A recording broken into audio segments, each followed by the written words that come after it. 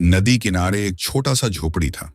उस झोपड़ी में एक अकेली बूढ़ी महिला रहती थी, लेकिन उसकी झोपड़ी बहुत पुरानी थी। बरसात के दिनों में तो जैसे उसकी मुसीबतें दुगनी हो जाती।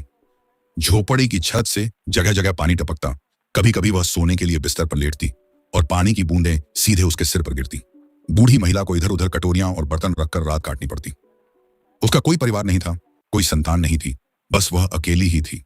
उसके पास एक छोटा सा झुंड गायों का था, जिन्हें वह अपने जी जान से पालती थी। हर रोज वह उन गायों के लिए घास काटती, उन्हें चराने ले जाती और शाम को उन्हें वापस झोपड़ी के पास ही गौशाला में लाकर बांध देती। एक रात मौसम बहुत खराब था। काली काली हवा चल रही थी, आसमान में बिजली चमक रही थी, ठंडी हवा हल्की हल्की बह रही थी। महिला जल्दी जल्दी चूल्हे पर खाना बना रही थी। धुआं आधा झोपड़ी में भर रहा था और आधा बाहर की हवा में उड़ रहा था।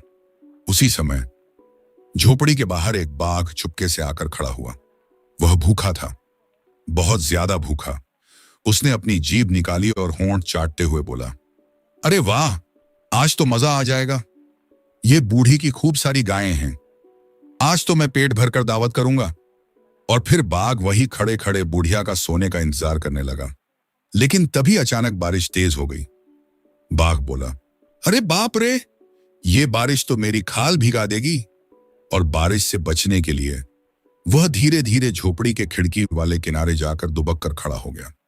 बुढ़िया चूल्हे पर गरम गरम साग और रोटी बना रही थी। थोड़ी देर बाद खाना बन गया। बुढ़िया खाने लगी और खाते समय ही बड़बड़ाने लगी, हे भगवान, आज तो इस टिप टिप्पा से बचा लेना। बूढ़ी खाना खा चुकी थी, अब वह अपने पुराने से बिस्तर पर सोने जा रही थी। यह सुनकर खिड़की के पास खड़ा बाघ एकदम डर गया।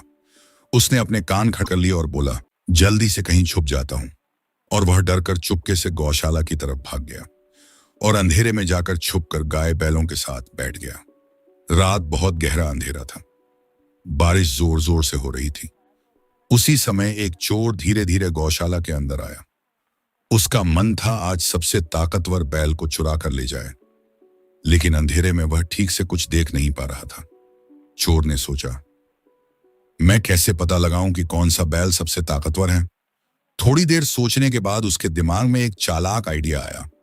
मैं हर बैल के पिछवाड़े पर हाथ रखूंगा, जो सबसे जोर से कूदेगा वही सबसे ताकतवर होगा। और वह एक एक बैल के पीछे जाकर हाथ रखने लगा। अंधेरे की वजह से चोर को बाघ दिखा नहीं और बाघ को चोर दिखा नहीं। चोर धीरे धीरे आगे बढ़ा और जैसे ही उसने बाघ के पिछवाड़े पर हाथ रखा, धड़ाहम, बाघ जोर से उछल पड़ा। उछलकर लगभग 2 फुट हवा में चला गया। चोर बोल पड़ा, वाह, यह तो सबसे ताकतवर बैल निकला, बस इसी को चुराऊंगा। दूसरी तरफ बाघ सोच रहा था, हे भगवान, लगता है यही टिपटिपवा है, मेरे पीछे हाथ रख रहा है। अब मैं तो गया, है भगवान, आज मुझे इस टिप टिपवा से बचा लो, फिर कभी इधर नहीं आऊंगा।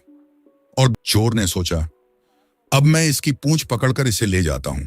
जैसे ही उसने बाघ की पूंछ पकड़ी, बाघ झटकर उछल पड़ा। बाघ दौड़ता हुआ चिल्ला रहा था, हे भगवान, मुझे इस टिप टिप से बचा लो। और बाघ इतना तेज भाग रहा था कि चोर फिसलकर बाघ के पीठ से गिर गया। बाघ की पूंछ टूटकर चोर के हाथ में रह गई। बाघ डर के मारे जंगल की तरफ भागने लगा और बोला, मैं कभी भी गांव नहीं आऊंगा, आज तो टिप्पा टिप्पवा से बाल बाल बचा। और चोर गिरकर उठा, हाय राम, ये तो बैल की पूंछ नहीं, ये तो बाघ की पूंछ है। वह इतना डर गया कि तुरंत पेड़ पर चढ़ गया और वहीं चिपक गया, कहीं बाघ फिर से मुझे खाने ना आ जाए। सवेरे हल्की रोशनी होने पर चोर कांपते हुए बोला, मैं कसम खाता हूं आज के बाद कभी चोरी नहीं करूंगा, आज से चोरी बंद। उधर बाघ बोला, आज से गांव जाना बंद। और दोनों अपनी अपनी गलतियों को याद कर पछताते रहे। इस कहानी से हमें यह सीख मिलती है, जो व्यक्ति गलत काम करता है उसे एक दिन डर और पछतावा जरूर मिलता है, और जो मेहनत और ईमानदारी से जीता है, भगवान हमेशा उसकी रक्षा करते हैं।